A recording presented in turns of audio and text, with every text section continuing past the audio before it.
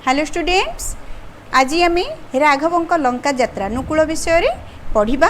पिला माने तुम्हें जानिच ए रामंकर लंका यात्रा विषय लिखा जाई अछि। एही कवितार कवि हेउछंती कवि सम्राट उपेन्द्र भंज। उपेन्द्र भंज को यही उपाधि कवि सम्राट उपाधि प्रदान करा जायछि। काहेकि कारण से तांकर समस्त कवि को काव्य को इते सुंदर भाव छंद और अलंकार को छंदी करी ते सुंदर भाव से लिखिचंती, जहा कि अन्य मानक तुलना रे आधिक्य। सेइथिपई तांकु कवि सम्राट रो उपाधि दिया जायछि।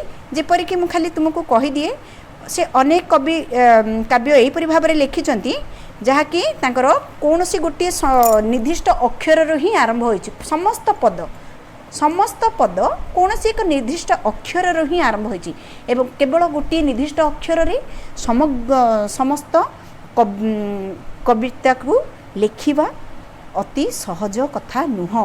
बुझिपारलो? तेणु ये जो तुम काव्यटी आसी तुम वैदेहिश विलास रु, तो वैदेहिश विलास रे ब अक्षर रु आरंभ, अर्थात तार समस्त पद देख। वैदेहिश विलास ये दुईटी तुम पद अच्छी, वैदेहिश गोटे पद, विलास गोटे पद। तो दुईटी पदर प्रथम अक्षरटी को केवल देख, प्रथम अक्षरटी तुम ब, प्रथम अक्षरटी तुम केवल ब, अर्थात तुम वैदेहिश विलास रे से ब अक्षर रे ही संपूर्ण कविताटी को लिखि अछंती। बुझिपारछ? रचना करी अछंती। तेणु एपरि भाव रे से अनेक प्रतिभार अधिकारी थिले। से छांद को प्रयोग करी, से सुर को अलंकार गुड़ी को प्रयोग करी, शब्द अलंकार हो कि अर्थ अलंकार हो, समस्त अलंकार को प्रयोग करी से इते सुंदर भाव रे से कविता गुड़ी को वर्णना करछंती। तो तांकर समस्त कविता गुड़ी को कालजयी अटी। सेथिपई तांकर समस्त कविता जो माने भी पढ़ंती, थरे पढ़ी, दुई थर पढ़ापी, 5 थर पढ़ापी, एहीपरि भाव में बारंबार पढ़ापी इच्छा हुए।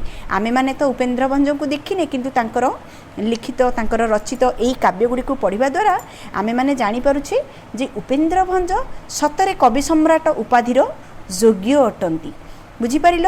तांकर मु तुमको जेपरि वैदेहिश विलास जमी ब अक्षर आरंभ, सेपरि सुभद्रा परिणय लिखिथिले, जोड़ा कि स अक्षर। देख, सुभद्रा परिणय तुमर स अक्षर आरंभ। सुभद्रा परिणय ये तुम गोटे एक्चुअली सुभद्रांकर विषय लिखा है संपूर्ण कविताटी रे। देन तुम त्रैलोक्य मोहिनी ये त अक्षर तुम समस्त पदर आरंभ होइछि। बुझिपारल? कला कौतुक यहीपरि अनेक कला कौतुक यहाँ क अक्षर तुम आरंभ। कला देख, कला कौतुक क दुईटी पद क रु ही आरंभ। यहीपरि भाव में अनेक कविता से रचना करछंती, जेगुड़िक छंद विशिष्ट। छंदर तुम जानी छंद किसी निर्दिष्ट नियम भितर बंधा, से निर्दिष्ट नियम भितर ताकू रचना करने को पड़े। तेणु यह पद रचनार वैशिष्ट्य भाव में विचार कर छंद को जदि तुम निर्दिष्ट नियम बा शैली को जदि देकर लिखिच, छंद द्वारा लिखिच, ताहले सीटी अत्यंत आकृष्ट हो पारि थाए। आउ समस्तक मध्य से सुपरिचित हो पारि थाए। छंद तुम्हें माने पिला माने जानिथिबो कि तुम्हें 10वीं श्रेणी रे भी पढ़िबो। छंद दुई प्रकार अच्छी, तुमर मित्राक्षर अमित्राक्षर अच्छी। पुणी मित्राक्षर को भाग कराई, पूर्ण मित्राक्षर पूर्ण मित्राक्षर, एकांतर मित्राक्षर। एपरि जगन्नाथ दास नवाक्षरी छंद, विभिन्न छंद अच्छी, जो छंदरे अनेक कवि निजर कविता को लिखिछंती।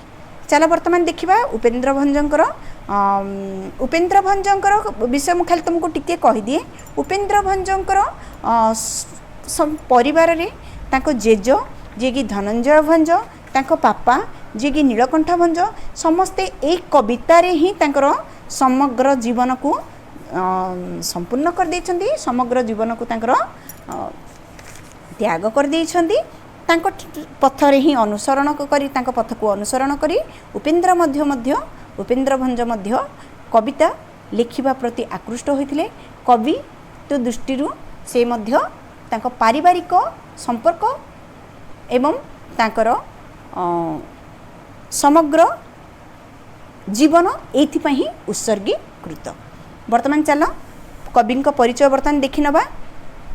तुम बही रे लेखा अछि, तुम्हें ताकू देखिपार। ओडिया साहित्य रे बलिष्ठ कवित्व पाई उपेन्द्र भंज कवि सम्राट भाव में परिचित।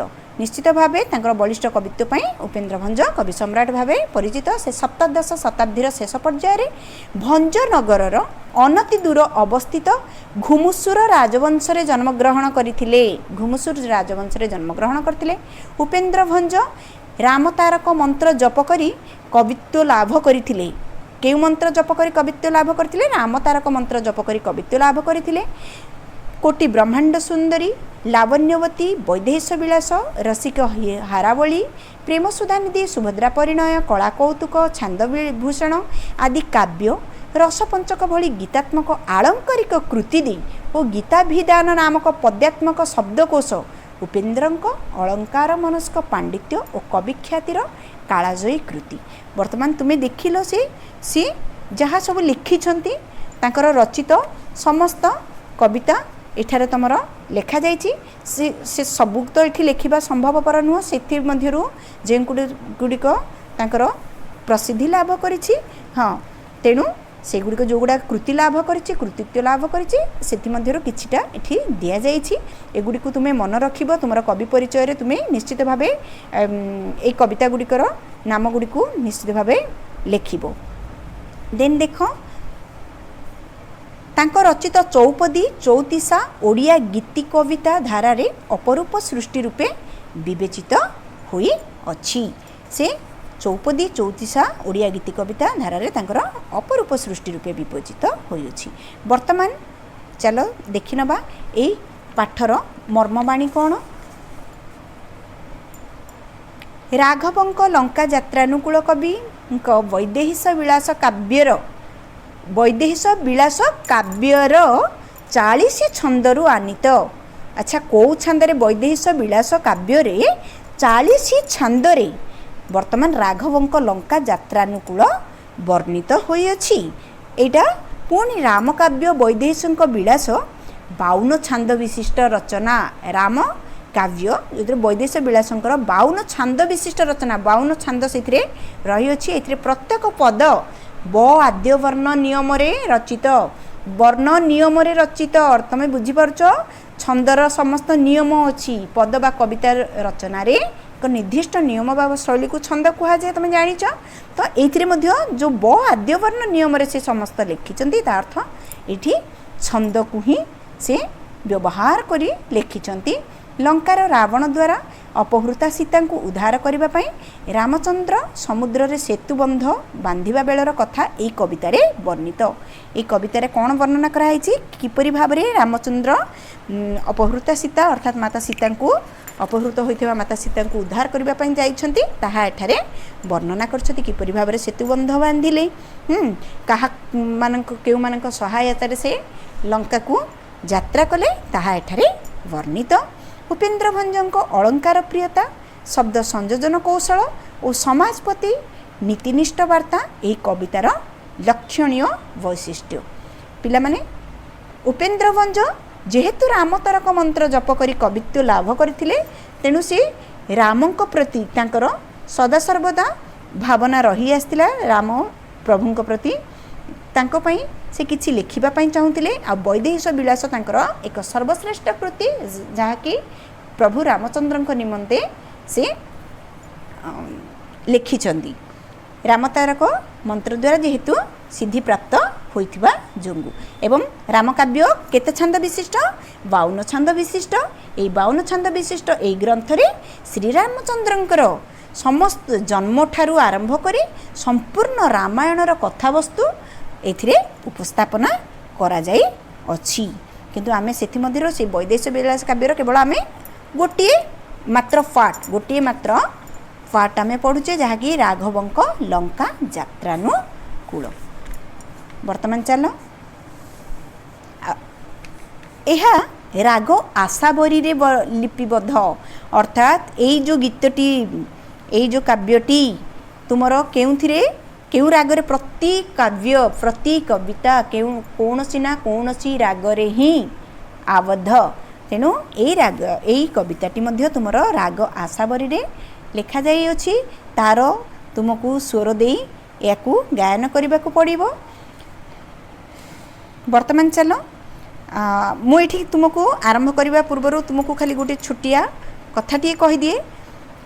ରାମ ଭଗବାନଙ୍କୁ କିଏ କିଏ ପ୍ରଥମେ ଜଣାଇଥିଲେ ଯେ ସୀତା କେଉଁଠାରେ ଅଛନ୍ତି? ତୁମେମାନେ ଜାଣିଛ? ପ୍ରଥମେ ଜଟାୟୁ ପକ୍ଷୀ ହିଁ ଜଣାଇଥିଲେ ଯେ ସୀତା କେଉଁଠାରେ ଅଛନ୍ତି। ଯେତେବେଳେ ଜଟାୟୁ ତାଙ୍କ ଭାଇ ସମ୍ପତ୍ତିଙ୍କ ସହିତ ହିମାଳୟର ପାହାଡ଼ ଖୋଲରେ ଥିଲେ, ସେହି ସମୟରେ ପାପି ରାବଣ ତାର ପୁଷ୍ପକ ଯାନରେ, ରାବଣର ଯାନର ନାମ ପୁଷ୍ପକ ଯାନରେ ଆସି ସୀତାଙ୍କୁ ଅପହୃତ କରି ନେଉଛି। ସେହି ସମୟରେ ସୀତାମାତା ରକ୍ଷା କର ବୋଲି ଡାକ ଦେଇଛନ୍ତି ଓ ଏଇ ଡାକକୁ ଜଟାୟୁ କାନରେ ପଡ଼ିଛି। ଜଟାୟୁ ତତ୍କ୍ଷଣାତ୍ ଦ୍ରୁତ ଗତିରେ ରାବଣ ନିକଟକୁ ଯାଇଛି ଏବଂ ରାବଣକୁ କହିଛି ଯେ ତୁମେ ସୀତାଙ୍କୁ ଛାଡ଼ିଦିଅ। ସେ ସେତେବେଳେ ତୁମେ ଏହା ମଧ୍ୟ ଜାଣିନଥିବ ଯେ ଜଟାୟୁ ସଦାସର୍ବଦା ରାମଙ୍କୁ ନିଜ ପୁତ୍ର ରୂପେ ଭାବୁଥିଲା। ତେଣୁ ସେହି ହିସାବରେ ସୀତା ତାଙ୍କର ବହୁ ଅଟନ୍ତି। ସେ ତାଙ୍କୁ ରକ୍ଷା କରିବା ପାଇଁ, ରାବଣ ଠାରୁ ରକ୍ଷା କରିବା ପାଇଁ ଅନେକ ଚେଷ୍ଟା କଲା। ଏହାପରେ ଯେତେବେଳେ ନ ମାନିଛି, ଯୁଦ୍ଧ ମଧ୍ୟ କରିଛି। ଜଟାୟୁ ପକ୍ଷୀ ରାବଣ ସହିତ ଯୁଦ୍ଧ କରିଛି। ଯୁଦ୍ଧରେ କିନ୍ତୁ ଜଟାୟୁ ଟଳି ପଡ଼ିଛି। ଯେହେତୁ ତାର ଡେଣାଟିକୁ ରାବଣ ତାର ଖଣ୍ଡାରେ କାଟିଦେଲା, ଯେଉଁଥିପାଇଁ ସେ ଟଳି ପଡ଼ିଛି, ତଳେ ପଡ଼ିଯାଇଛି, କିନ୍ତୁ କ୍ଷତାକ୍ତ ହୋଇ ପଡ଼ିଛି। ଏହି ସମୟରେ ଦୁଃଖରେ ରାମ ସୀତାଙ୍କୁ ଖୋଜି ଘୁରି ବୁଲୁଛନ୍ତି ଜଙ୍ଗଲ ମଧ୍ୟରେ। ଏହି ସମୟରେ ତାଙ୍କର ନଜର ପଡ଼ିଛି ସେହି କ୍ଷତାକ୍ତ ଜଟାୟୁ ଉପରେ। ଜଟାୟୁ ପାଖକୁ ଯାଇଛନ୍ତି, ତୁମର ଏହି ଦଶା କିଏ କଲା ବୋଲି ପଚାରିଛନ୍ତି। ଏହି ସମୟରେ ଜଟାୟୁ କହିଛନ୍ତି, ପ୍ରଭୁ ଏହା ଲଙ୍କାର ରାଜା ରାବଣ ମୋର ଏହିପରି ଭାବରେ ସିଏ ପାପୀ ବୋଲି ସମ୍ବୋଧନ କରୁଥିଲା। ପାପୀ ରାବଣ ମୋର ଏହିପରି ଭାବରେ ଅବସ୍ଥା କରିଅଛି। ଯେତେବେଳେ ସେ ସୀତାମାତାଙ୍କୁ ଏଇ ପଟେ ନିଜ ପୁଷ୍ପକ ବିମାନରେ ବସାଇ ନେଉଥିଲା, ମୁଁ ଅନେକ ଚେଷ୍ଟା କଲି ମାତାଙ୍କୁ ଉଦ୍ଧାର କରିବା ପାଇଁ, କିନ୍ତୁ ମୁଁ ଉଦ୍ଧାର କରିପାରିଲି ନାହିଁ। ତ ଏଇଠୁ ହିଁ ରାମ ପାଇଗଲେ ଖବର ଯେ ସୀତାଙ୍କୁ ନେଇଛି କିଏ ନା ପାପି ରାବଣ। ଆଉ ସେ କେଉଁଠିର ରାଜା ନା ଲଙ୍କାର ରାଜା। ତାଙ୍କୁ ଖବର ବର୍ତ୍ତମାନ ମିଳିଗଲା। ବର୍ତ୍ତମାନ କେଉଁ ଦିଗରେ ସେ ଯାଇଛି ତାକୁ ଜାଣିବା ପାଇଁ ତାଙ୍କର ସୈନ୍ୟ ସାମନ୍ତକୁ ଅଙ୍ଗଦକୁ ଗୋଟେ ପଟେ ପଠାଇଲେ, ହନୁମାନଙ୍କୁ ପଠାଇଲେ, ସମସ୍ତ ଦିଗ ପଠାଇ ଚତୁର୍ଦିଗକୁ ତାଙ୍କ ସୈନ୍ୟମାନଙ୍କୁ ପ୍ରେରିତ କଲେ। ତାପରେ ସେ ଜାଣିବାକୁ ପାଇଲେ ଯେ ସେ ଅଛନ୍ତି ଦକ୍ଷିଣ ଦିଗରେ ଲଙ୍କାପୁରୀରେ ମା ସୀତା ଅଛନ୍ତି। ସୀତାଙ୍କୁ ହନୁମାନ କିପରି ଭାବରେ ଠାବ କରିବେ, ରତ୍ନହାର ଆଣିବେ, ସେଟାକୁ ମା ପ୍ରଭୁ ରାମଚନ୍ଦ୍ରଙ୍କୁ ଦେବେ, ଯଦ୍ୱାରା ପ୍ରଭୁ ରାମଚନ୍ଦ୍ର ବି ଜାଣିବେ ଯେ ହଁ ହନୁମାନ ମାତା ସୀତାଙ୍କୁ ଠାବ କରି ଆସିଛନ୍ତି। ସେଠୁ ତାଙ୍କ ମନରେ ଗୋଟେ ଆଶା ଜନ୍ମିବ ଯେ ହଁ ମୁଁ ବର୍ତ୍ତମାନ ତ ଜାଣିଗଲି ସୀତା କେଉଁଠାରେ ଅଛନ୍ତି, ତାହା ଅର୍ଥ ନିଶ୍ଚିତ ଭାବେ ଯିବି ମୁଁ ତାଙ୍କୁ ସେଠାରୁ ମୁକ୍ତ କରିବା ପାଇଁ, ଉଦ୍ଧାର କରିବା ପାଇଁ। ବର୍ତ୍ତମାନ ଚାଲ ପାଠକୁ ଆମେ ଯିବା। ବଳିଲା ରାଘବ ଆଶା ସୀତା ପ୍ରାପତିରେ। ଏହା ଶୁଣିବା ପରେ ରାଘବଙ୍କର ବଳିଲା ମାନେ ଇଚ୍ଛା ପ୍ରକଟ ହେଲା, ଆଶା ବଢ଼ିଗଲା ସୀତାଙ୍କୁ ପାଇବା ପାଇଁ, ସୀତାକୁ ପ୍ରାପ୍ତ କରିବା ପାଇଁ। ବୁଝିପାରିଲ? ବିଚାରିଲେ ସିନ୍ଧୁପତି ଯିବା ପର୍ବତରେ ଯେ, ବିଚାରିଲେ ସେ ମନରେ ଚିନ୍ତା କଲେ କିପରି ଭାବରେ ଏ ସିନ୍ଧୁକୁ ପୋତି ଆମେ ଯିବା। ସିନ୍ଧୁ ଅର୍ଥ ସମୁଦ୍ର।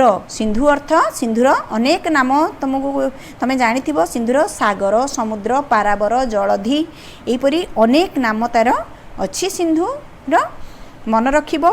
ବୁଡ଼ିଗଲା ପକେଇଲେ କପି ଯେତେ ଗିରି, ଯେତେ କପି ଅର୍ଥ କ'ଣ? ବାନର ସେନା।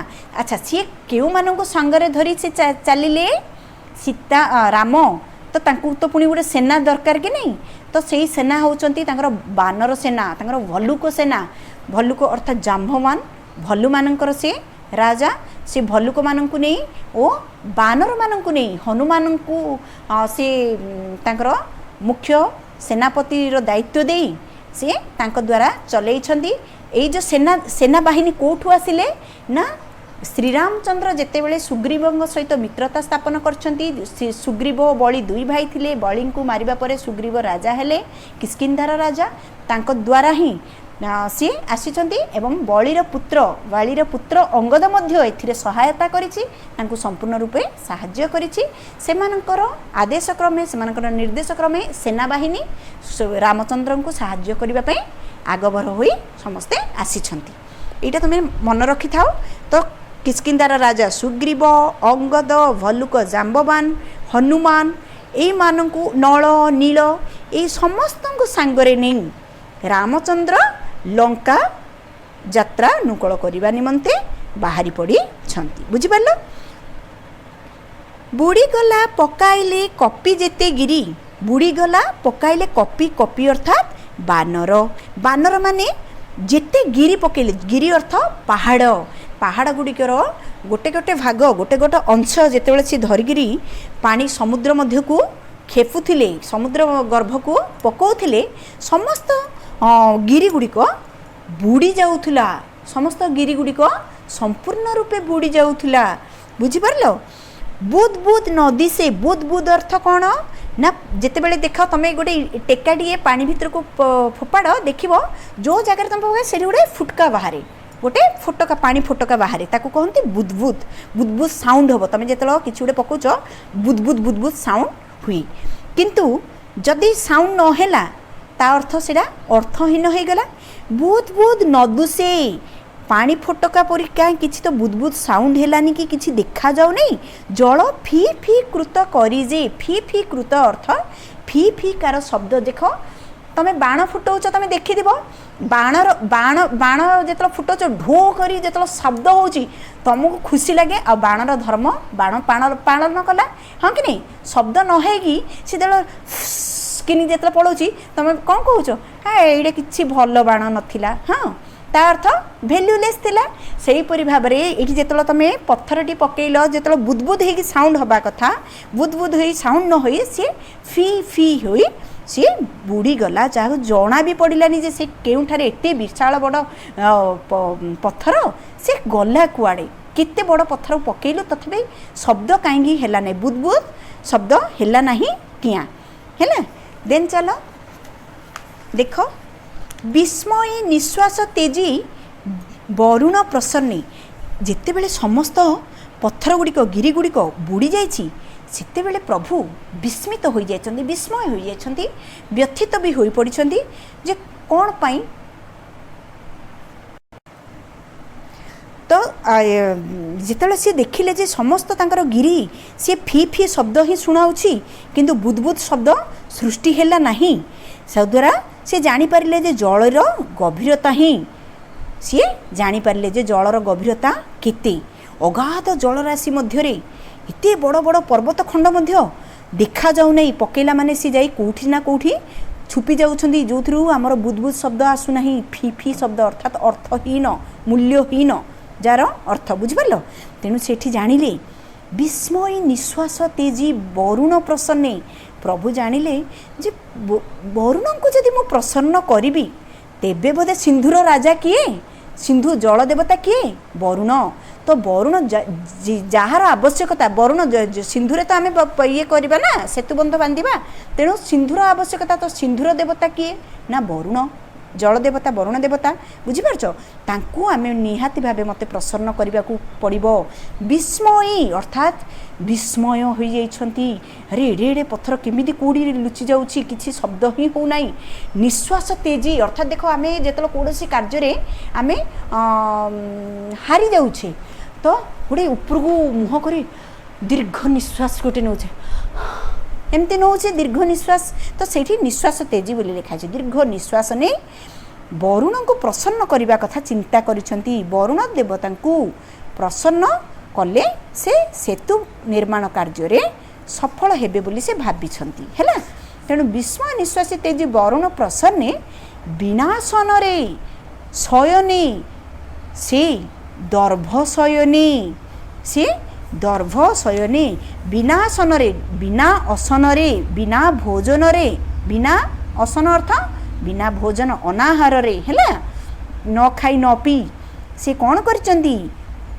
शयन कर बिना शयन रे से दर्भ शयन जे से निजर कोमल आसन को छाड़ी कोमल सेज को छाड़ी से कुशसज्जार शुईचंती कहीं सी जानिछंती जे कुशसज्जार शुईले वरुणदेव प्रसन्न हुंती वरुणदेव प्रसन्न हुंती तेणु वरुणदेव को प्रसन्न करने पई सतत से चेष्टा करिछंती शेष पर्यंत से चेष्टा करिछंती प्रभु को वरुण देवता को से किपरि भाव में प्रसन्न करि परिबे एहा भावी वरुणदेव प्रीत्यर्थे से अनाहार रहिले कोमल सेज परिवर्ते कुशसेजरे शयन कले बुझिपार वर्तमान बुद्धि शुण अन्य प्रसंग को 10 शिर बुद्धि अर्थात पंडित माने शुण अन्य प्रसंग को 10 शिर बरगिला से सुख सारण करी चारजी 10 शिर अर्थात किए 10 शिर अर्थात रावण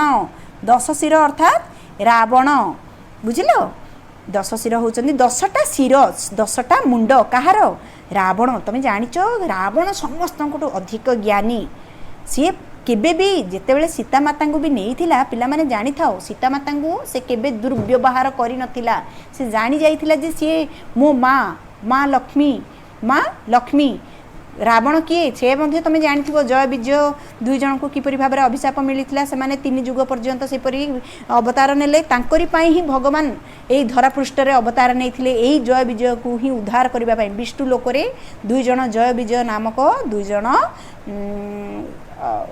गेट कीपर जो माने जगुआल थिले बुझिपारल जितेबेले आमर सनक सनातन सनंद ए 4 ब्रह्मपुत्र जितेबेले जाइथिले विष्णु को दर्शन करने सेतेबेले से माने यही जय विजय रोकी थिबे बाट एठी से 4 पुत्र रागी जाई ए 2 जन को मर्त्यलोक तुम्हें यहीपरि व्यवहार ऋषि पुत्र सहित करुच आ ब्रह्मा पुत्र सहित करुच तुम्हें मर्त्यलोक जाई तुम्हें जन्म ग्रहण कर सेठी माने 3 युग पाई प्रथम युगरे से माने हिरण्य आउ हिरण्याक्ष होगिरी हिरण्यकश्यप आउ हिरण्याक्ष हेबे द्वितीय पुणी सेमानकर आसीबो एई रावण आउ विभीषण कुंभकर्ण रूप रावण आउ कुंभकर्ण रूप एहा परे द्वापर युग पछरे रहीगला तो द्वापर युगरे से माने हेजिबे कंस आउ शिशुपाल बुझिपार यही 3 युग पर्यंत से माने पापी रूप में जन्म हेबे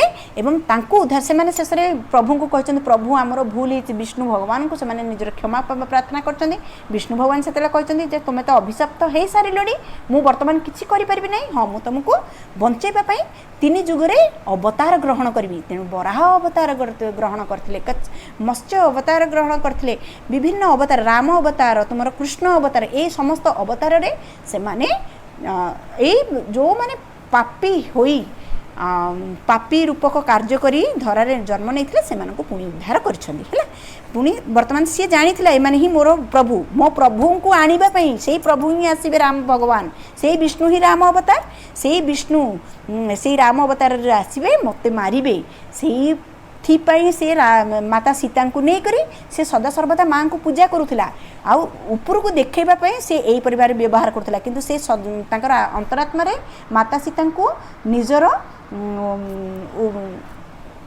देवी बा माता पूजा करवा स्थल रे ही से तांको बसैथिला उपाधि स्थल रे ही से बसैथिला। चलो वर्तमान देखिबा बुद्धे शुण अन्य प्रसंग को 10 शिर पंडित माने शुण ए 10 शिरर कारनामा बरगिला से सुख सारण करी चारजी बरगिला अर्थात पठाइला बरगिला अर्थात पठाइला सुख सारण होचंदी रावणर 2टी मंत्री पक्षी रूप से माने थिले टिटिभ टंटेई पक्षी नाम रे 2टी पक्षी भाव से माने थिले से सुख सारण को सी पठेइची कहा पाखकू हाँ सारण करी चार अर्थात दूत करी रावण कही अरे सुख सारण तुम्हें 2 जन जाओ हाँ वर्तमान विभीषण आउ अंगद सेठारे थिबे तांकु मोर वार्ता दे आसीबो कौन वार्ता देबे तुम्हें जानी विभीषण किपरि भाव में बारंबार कहिसंती रावण बड़ भाई को भाई मु तुमको हाथ जोड़ी कहूची माता सीता को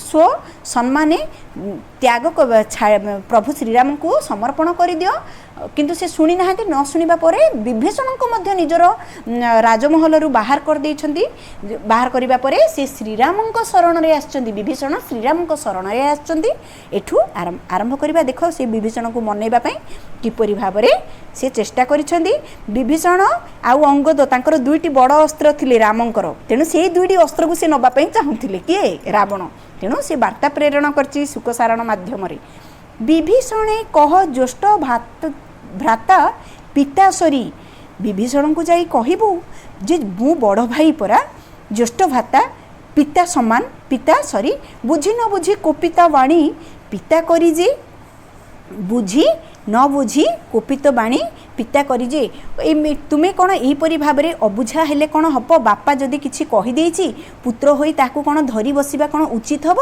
आउ तुम्हें मो कथा शुणी पुणी मोर लंकापुर को फेरी आस पुणी फेरी आस विभूति को भुंजी थिलु विभूति भूषणे किए विभूति को भुंजी थिले ना विभीषण विभीषण भस्मभूषण एठारे एटा रामचंद्र को मध्य विभूति रूप में नामकरण करा जायछि किंतु एठी अर्थ हेछि किंतु विभीषण को से कहउछन्ति विभूति को अर्थात तू उच्च कूल रे जन्म होइछु तू विभूति धारण करछु हाँ बड़ कूले जन्मी शरण की कारण जे तू बड़ कूल रे जन्म होइछु तू उच्च कूला तू उच्च कूल रे जन्म होई नीच कूल रे जन्मित लोकंकर आश्रय नेबा पई जाइछु अर्थात सी ये रामचंद्र को नीच कूल रे जन्मित व्यक्ति रूप में वर्णना करिछि के रावण तार पत्र माध्यम रे देन देख बोलो अंगद को पिता शत्रु भक्ति पुण्य अंगद को जाई कहबू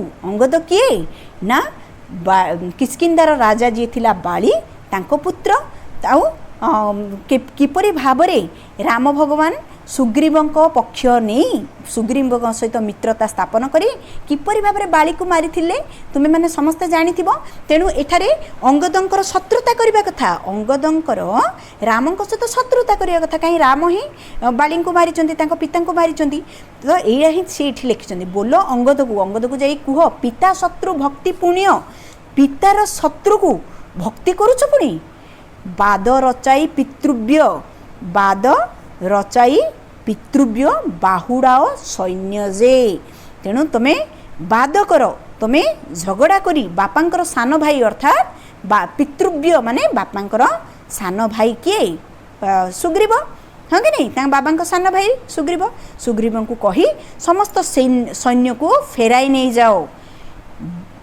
विहाय से बिहरी सागर जिणी जाई विहाय से अर्थात आकाश मार्ग रे बिहरी सागरी जिणी जाई बिहरी अर्थात भ्रमण करिबा बिहरी अर्थात भ्रमण करिबा सागर जिणी जाई वर्तक स्वरूप द्रुत के टिहो कही जे वर्तक अर्थात टेंटेई आउ टिटिव पक्षी जो बत्तक अर्थात बत्तक परी टे टे टे टे करके से माने चलिले ध्रुत के टिहो कही जे ध्रुत अर्थात ए दुईटी रूप धारण करी बतक रूप धारण करी टेंटे आ टिटी पक्षी रूप धारण करी ए दुई जन सागर मार्ग रे आकाश रे उड़ी करी गले किए सुक आउ सारण विख्यात करु वंशती कर कहिबार विख्यात करु वंशती कर कहिबार अर्थात वंशती कर अर्थात के सहस्र बाहु जी वंश जार शहे कर जार सह कर अर्थात ये रावण देख रावण केते नाम देख 10 शिर विंशति कर है ये रावण को कहुई विंशति कर कहिबार बोध उभय भय पलाई सत्वर जे ये दुई जन बोध उभय भय पलाई सत्वर जे शीघ्र पलाओ बाहुड़ी बो रावण बाहुड़ी रावणे कही शुण देव रिपु जेते बेले ए दुई जन जेते जाइके कहिचंती काहाकू विभीषण अंगद को से माने ताकू माड़ दबा पई मध्य प्रहार करबा पई हाथ उठेइचंती आकू डरी सी माने दौड़ी पलाइचंती सत्वर जे तुरंत एठू चली जाओ बोली ताकू कहिचंती पलाइचंती सुखसारण बाहुड़ी रावणे कही शुण देव रिपु बाहुड़ी करी जाई काहाकू कहबो बाहुडी करी जाई रावण को कहब देवरिपु अर्थात देवता मानक शत्रु। एठी किए देवता मानक शत्रु किए एठी रावण। रावण हूँ देवता मानकर शत्रु। देवरिपु बोइला अनुज जीवी सीता को समर्पुजे। बोइला अनुज जीवी अनुज कहले अनुज अर्थात रावणकर अनुज किए सान भाई किए विभीषण कहला मु जीवी जदि सीता को समर्पिबे बड़ भाई सीता को समर्पुजे समर्पण कला परे मु जीवी। बंचिलु अंग दे अंग देबारु की धर्मे। बंचिलु अंग दे अंग देबारु की धर्मे वज्राघात समतल प्रहारिला व्योमजे। से माने कहउचंदी जाई रावण को जे आमे बंची गलु अंगद जो शून्य रे गोटे चापड़ा मारिथिला वज्राघात सम अर्थात बिजुली चड़चड़ी मारिदेले मनीष बंचुचंदी कि रे मरी जाउछंदी। सेपरि सी जो शून्य रे गोटे चापड़ा मारिला से चापड़ार प्रहार एते भयंकर थिला जे सेडा जदी तुमर आमको जदी व्योम अर्थात आकाश रे हैना मारिबारु जो शब्द ध्वनि प्रकम्पित हैला सेटा जदि आमको जदि बाजी था कौन होता जहा हो आमे ता पाखरु बंची करी आसी जाई अछु। बंचिलु अंग दे अंग देबारु की धर्मे वज्राघाते समतल प्रहारिला व्योमजे। वर्तमान देख बाजी थिले चूर्ण बा पाताले भजी थिबो जदि सेही वज्राघात सेही प्रहार तार अंगदर चापुड़ा जदि शून्य रे देबारु जदि एहीपरि भाव में ध्वनि प्रकम्पित हैला एते शक्त तार प्रहार थिला सेटा जदि विंध्य पर्वत रे मध्य जदि बाजी थांता ताहाले विंध्य पर्वत मध्य चूरमार होई जाई थांता। बाजी थिले चूर्ण बा पाताले भजिथिबो जदि बाजी थांता ताहाले चूर्ण होई जाई थांता। विंध्य भानु तोषी हेले बंचाई दैब जे। विंध्य पर्वत जहाँ सूर्य को आकोट करी रखिछि तुमे जानिथिबो तो से पर्वत को जदि भी बाजी थांता माने समस्त उच्च पर्वत एठी दर्शा जाइछि विंध्य को विंध्य पर्वत को जदि भी बाजी थांता जहाँ कि सूर्य को किरण को अन्य दिग को जीवा पई मध्य दिए नाही ता अर्थ केते से उच्च तुम जानी पारुथो से पर्वत विशाल पर्वत को भी बाजी थिले से विशाल विंध्य पर्वत चूरमार हो जाई थांता। बड़ केते बोलू बोले जेते शंख सेही। हाँ शंख अर्थ एठी पिला माने तुमे जानिछ बड़ केते बोलू बोले जेते शंख सही। समुद्र रे जेते शंख रही अछि समुद्र बाली रे तुमे देखिथिबो छोट छोट शामुका शंख देखिथिबो जेते जेते शामुका शंख अछि। हाँ बारी राशि रे जनित तेते बारी राशि रे अर्थात वर्षा जल रे जनित तेते शंख नाही जे।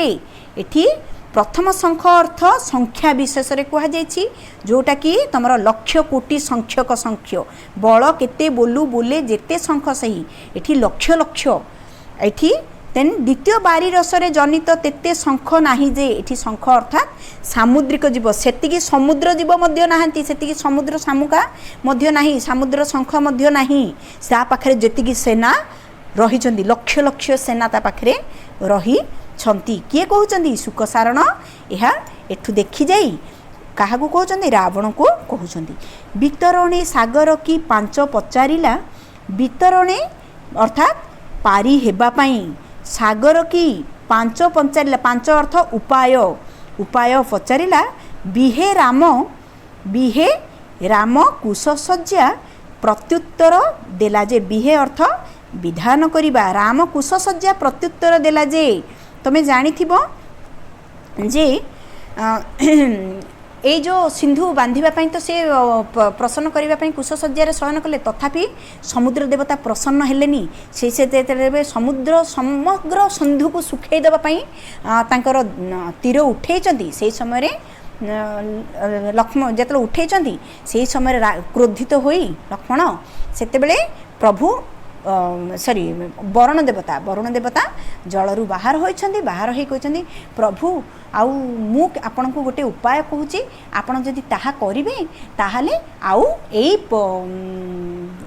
गिरी गुडी को बुडीबो नाही एगुडी को भासीबो प्रभु कहते मु किपरि जीवी मते मार्गदर्शन कर वरुण को जितेबाला कहते वरुण कहते प्रभु एठारे तुमर ये सैन्य बाहिनी रे एमिति अच्छा नल नील से माने जहाँ छुई देवे से अभिशाप मिलता से सॉरी आशीर्वाद मिलते जे से जहाँ भी छुई देवे ताहा समस्त भासीबो सी भी जानी नथिले प्रभु भी जानी नथिले एक कथा यह वरुण देवଙ୍କ ठारू सुनिबा परे समस्त पत्थर रे श्रीराम नाम लेखा गला परे सेनाबाहिनी द्वारा जेतेबेले निक्षेप करा जीव समुद्र गर्भ को ता पूर्व नल नील ताकू छुँले छुईदेवा द्वारा से गुड़िक आउ बुड़िला नहीं समस्त गिरी वर्तमान भासिला एहीपरि भाव से सिंधु सेतुबंध तैयारी सिंधु उपरे सेतुबंध तैयारी करी थिले बुझिपारल